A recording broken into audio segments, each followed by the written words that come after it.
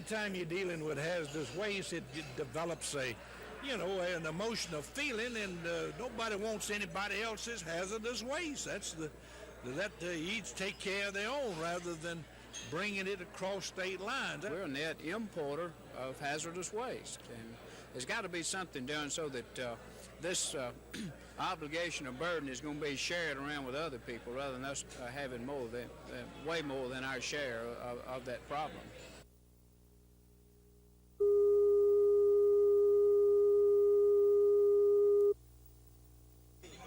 As members of the Alabama delegation checked in, the air of a Jackson-Dukakis split was beginning to fade. Many black Alabama Democrats vowed to split the delegation on key platform votes, and especially on the vice presidential nomination. But some blacks seem to be moving back toward the middle, promising now to support the ticket and to do what Jesse Jackson recommends. No one, I don't care how much grandstanding we do here, no one can take the oath of office who comes in second. The bottom of the line is going to be to win, and there's nothing that has come up yet that is so sacred that we can't live with, at least that I can't live with. I think most of the delegates can. I think people have to have an avenue and a vehicle to vent their frustrations and to relieve some of the pain, and that's going on now, but I expect everybody to be on board when this convention ends. As far as I know, the delegation is loyal to Reverend Jackson and will be bound to him until he says otherwise. Alabama Democrats say unity is the major goal of this convention. Delegates knew months ago Michael Dukakis would be the nominee. They say all Democrats, both black and white, must now work together if they are to retake the White House, something they've only done once in the last 5 elections. I think there was a mistake was made by the Dukakis people, and I think Jackson has a right to feel the way he has. But I think they'll work it out today. I think their people have been working hard on it, and I don't think there's going to be any problem. I particularly don't think there'll be any problem in our delegation. I think it'll just cause more dissension and divisiveness, and certainly we don't need that going into November. We need to be cohesive and together and all going in the same direction. And my outlook is that there will be unity in the Democratic Party and that we will come out of here with a very strong platform. Jackson and Dukakis aren't the only ones using this convention to further the party and their own future aspirations. Some Alabama Democrats came to Atlanta to slap backs, press the flesh, and just to say hi. Democrats always have a good, attractive, keeping you tense on the edge of your chair, a convention, and the Republicans is just dull. I look for a coalition to build that will culminate in a successful nomination of Michael Dukakis and Lloyd Bentsen. I think at the end of this convention that New South ADC delegates all going to be together with the rest of the Alabama delegation, and it's going to be a united front coming out of the convention. The Alabama delegation will meet each morning during the convention to hammer out platform ideas and to make sure that any disagreements that arise inside the group are dealt with, so that they can bring a united front to the convention floor for Michael Dukakis. Dean Argo, WSFA News 12, at the Democratic National Convention in Atlanta.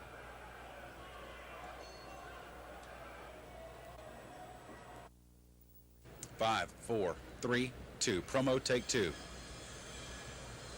Good evening, I'm Dean Argo in the Omni in Atlanta. Coming up next, we'll have a live interview with the Alabama Democratic Party Chairman, John Baker.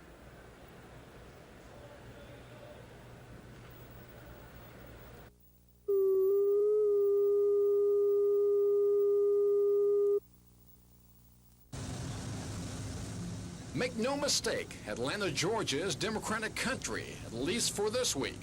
The signs are everywhere. So are the police. But out in even stronger force are the vendors. T-shirts!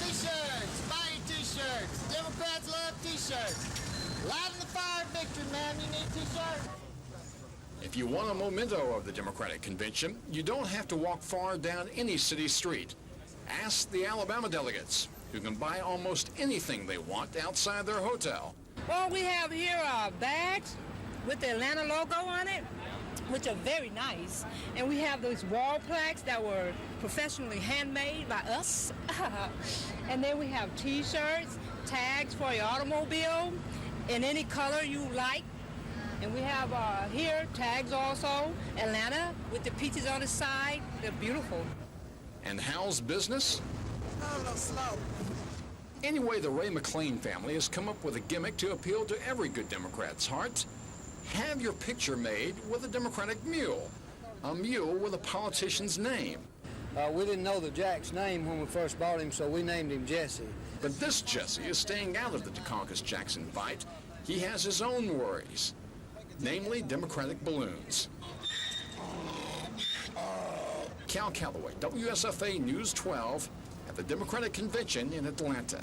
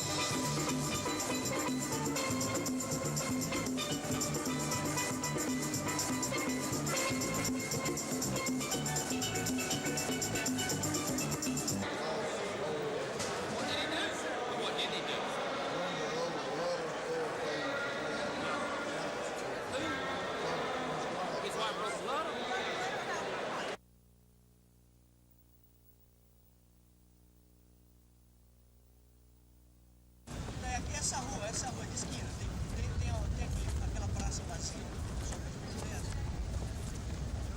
Sabe o que acontece no Brasil? Eu te espero na esquina daquela rua.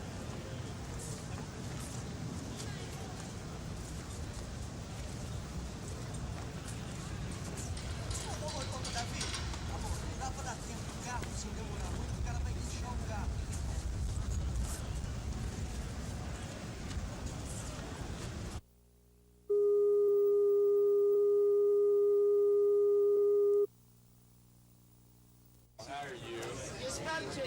Yes, I know. Thank you for all your help. Yes, sir. Really appreciate it.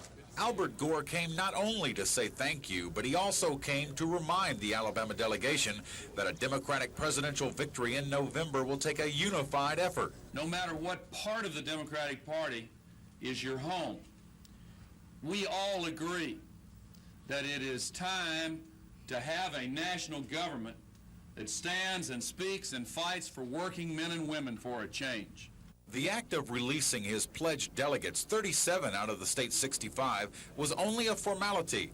Still, many of his supporters wish him well and hope he'll be back in 1992. But the bottom line, they say, is to win in November. We can have all the fireworks we want to here in Atlanta, and if we don't win in November, it's not going to make any difference anyway. So I think we have a good chance. We're very satisfied with the ticket that's shaped up. We're very pleased with Benson being added to it. We think it brings a good balance to the ticket. So although we're disappointed about Senator Gore, he is a young man, and I'm sure he'll be back again. The only rumor that you should ignore totally is the rumor that his name won't be placed in nomination for the presidency. So that's not even worth discussing. That will happen on Wednesday whenever the nominations go in.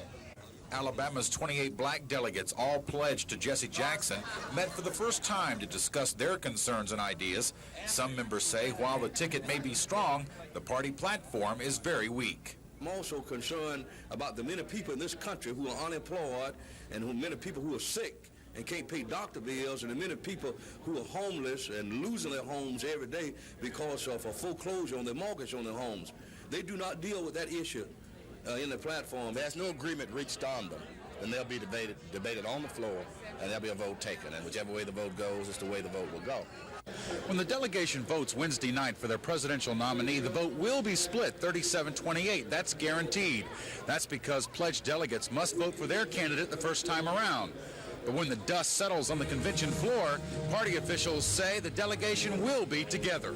I think our delegation is in harmony, and we've got one common goal. Dean Argo, WSFA News 12, at the Democratic National Convention in Atlanta.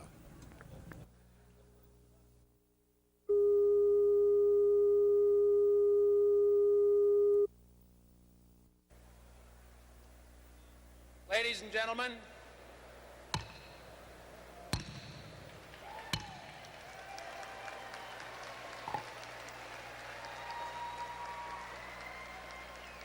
the 40th Quadrennial National Convention of the Democratic Party of the United States will come to order.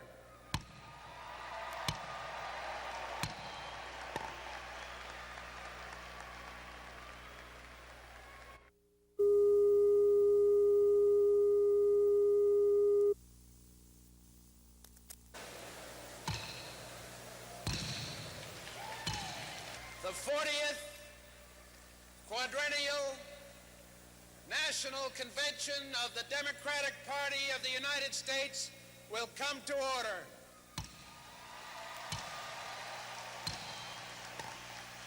Those sounds begin 4 furious days of pure old-fashioned politicking known as the Democratic National Convention. 5,300 delegates from around the country will be treated to inspirational speeches from some of the party's best and a chance to hammer out the party's platform.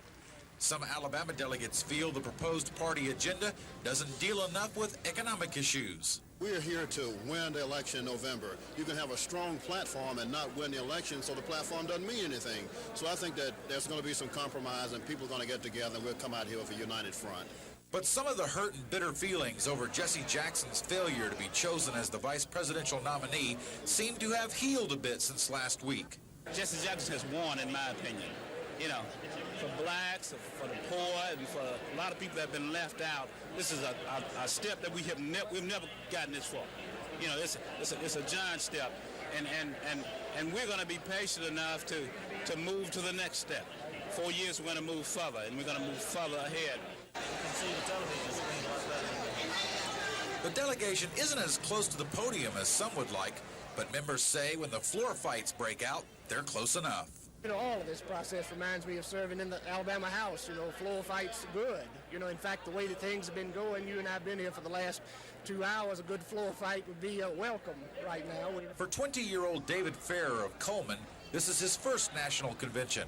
He says he's anxious to begin waging the political battles that he says makes the convention fun. We're having a great time. Thanks to everybody back home for sending the delegates over here to represent Alabama in a way that it should be, in a way that people will never forget. Dean Argo, WSFA News 12 at the Democratic National Convention in Atlanta.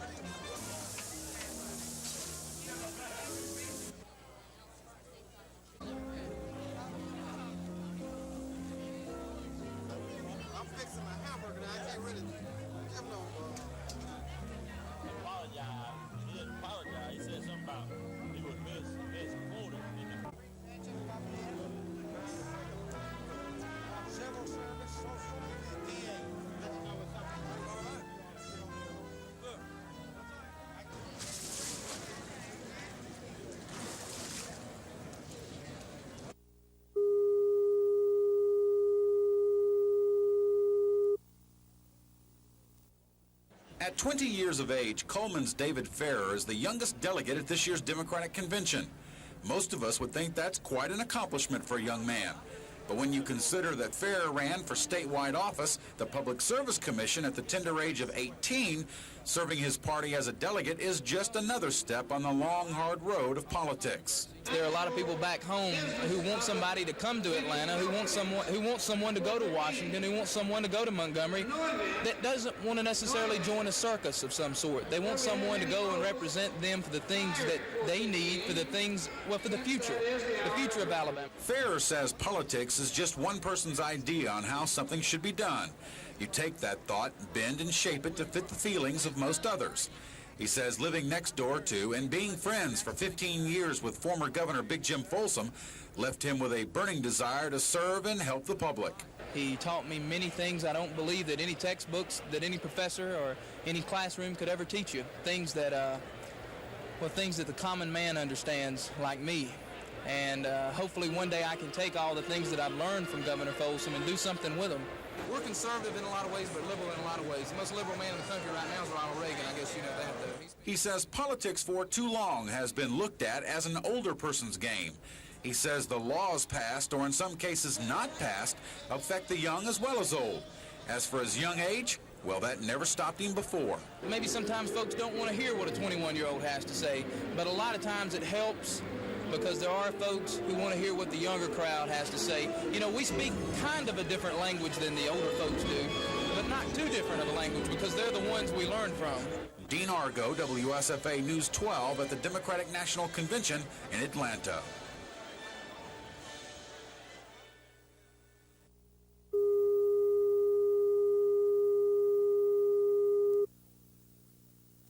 Just hours before Jesse Jackson was to deliver what Democrats knew would be a fiery, emotional, and unifying address, delegation leaders accepted a compromise on the party's platform.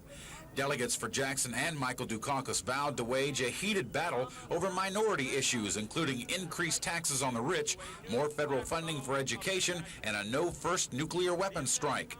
While Dukakis stood steadfast on his platform planks, he did allow the convention delegates to debate Jackson's proposals. Leaders say that in itself was a compromise. We won a victory on the minority platform from the point of view is that the Jesse Jackson campaign was given an opportunity to voice their views on them. Although we didn't have the votes, I never thought that we would have the votes to defeat Michael Dukakis. It was a victory anyway, and we're happy with it, and we're ready for him to bring on Jesse so Jesse can fire this convention up. The Alabama delegation, like most others, rejected the Jackson plank calling for increased taxes. Members voted 36-16 with 13 abstentions against the measure. They also voted against the No First Strike resolution and a compromise on territorial rights in the Middle East. But some delegation members say the platform won't be of any use if the party doesn't unify and defeat George Bush in November. What we're looking for is a platform that can address the issues of America, not issues that are necessarily just focusing in very narrow areas, but very general types of areas that we can all be proud to campaign with. Rather than having the Republicans tie the platform around our neck, we want a platform we can be proud of. Dean Argo, WSFA News 12 at the Democratic National Convention in Atlanta.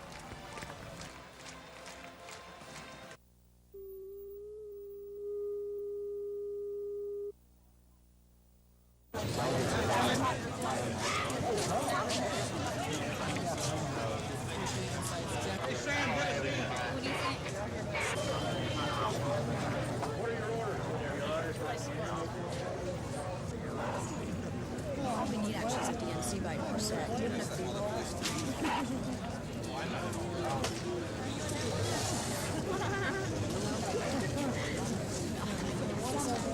See, we had exchange. I never got his name. Okay. Thank you. I'm not bothering you. You bother me. That guy said, I'm an American. We got free speech here. Let him know. It's my first convention that I've ever been to. How far did you come to be here?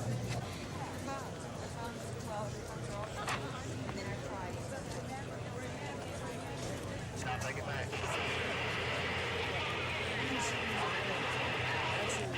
Which delegation? Democrats abroad. I'm sorry, what? So Democrats abroad. Did you say you're a veteran? I've been in the Army. Everybody's been in the Army. Are you a Jackson or Dukakis? I'm a Dukakis, but that's not the point. I mean, I go in there and listen to Jackson. Maybe I change my mind. Maybe I vote for him tomorrow. That's the idea of this thing.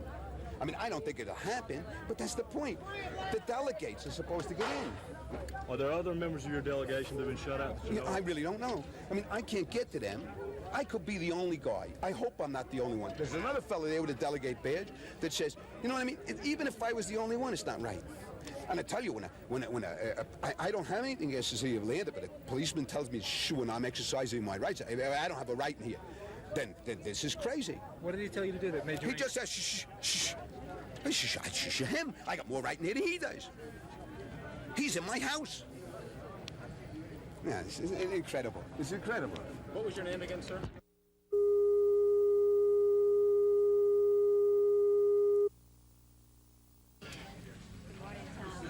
If media attention was what he wanted, Al Gore never had it so good. The Tennessee senator faced a flood of television cameras and lights when he met with the Alabama delegation. A presidential candidate may be used to this, but many Alabama delegates are not. All right, let me hold it. Alvin? Let me finish now.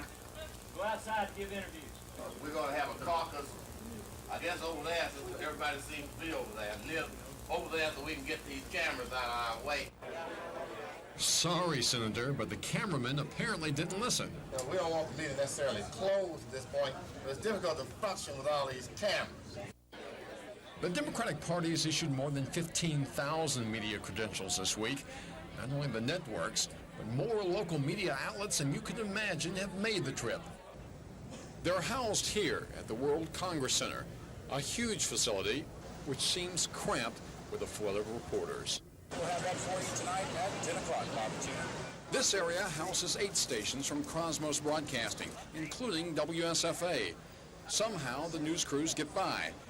Not enough space, more deadlines than they want, and a good sense of humor. Looks like processed turkey, not real turkey.